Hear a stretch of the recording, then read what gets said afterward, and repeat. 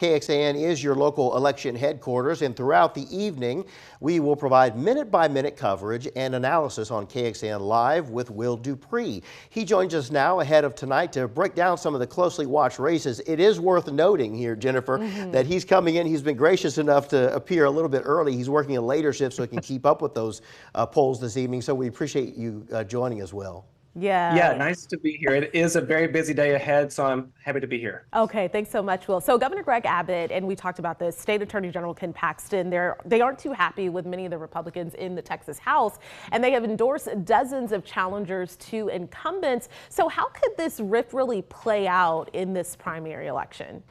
What's really going to be fascinating is who has more pull with the Republican voter base. You know, Governor Abbott is going after a lot of these incumbents who stood in the way of approving what he wanted last year during the legislative sessions, and that is namely the education savings accounts. You may wonder what that is exactly. Governor Abbott has called it school choice. Some critics have called it school vouchers. It would allow families to use public dollars to pay for private education. The Texas House stood up against that proposal and blocked it from ever passing. The Senate, of course, sailed it through. So Governor Abbott is coming after some of these incumbents from many rural areas here in the state and trying to get them out of office. Now, on Ken Paxton's side, this is basically a revenge tour for him, just to be frank. You know, he has endorsed a number of challengers against some of the incumbents who voted for his impeachment last year. So we will have to see. You know, each of these men, Governor Abbott and Ken Paxton, have endorsed dozens of people. They have only agreed on 14. So their endorsements have only come on both sides of 14 of those candidates. So in the end, who is going to come out ahead? Whose influence pulls more? That's what I'm going to watch and see as these results unfold tonight. And Will, the marquee local race today is the Democratic face-off between Jose Garza and Jeremy Celestine in the race for district attorney. With the lower voter turnout that we're seeing, how might this impact the results of that race? I just want to remind us all of what happened 4 years ago. So Jose Garza faced off against then District Attorney Margaret Moore in the Democratic primary, and he defeated her.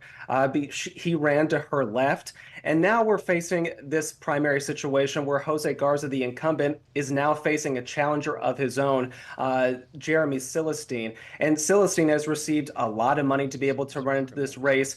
Garza has pointed out that it's come from some Republican funding sources. So whether or not that plays well with Democratic voters here in Austin and in Travis County is what we're really going to watch.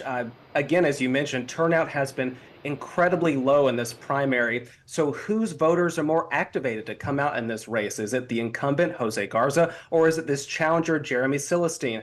We should also point out, because Travis County sits in such a heavily Democratic district and voting area, that whoever emerges from this Democratic primary is more than likely going to take office as the district attorney here in Travis County come January.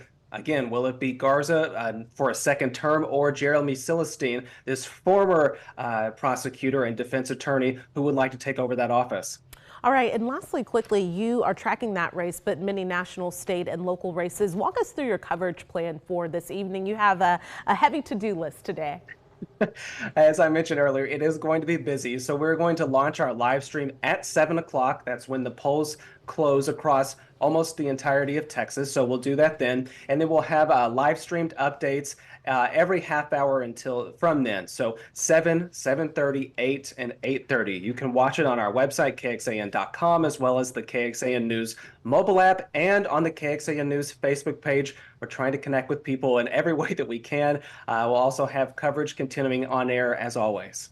All right, KXAN's own Will DuPree, thank you so much again for clocking in just a bit early for us this afternoon. Nice to see you all.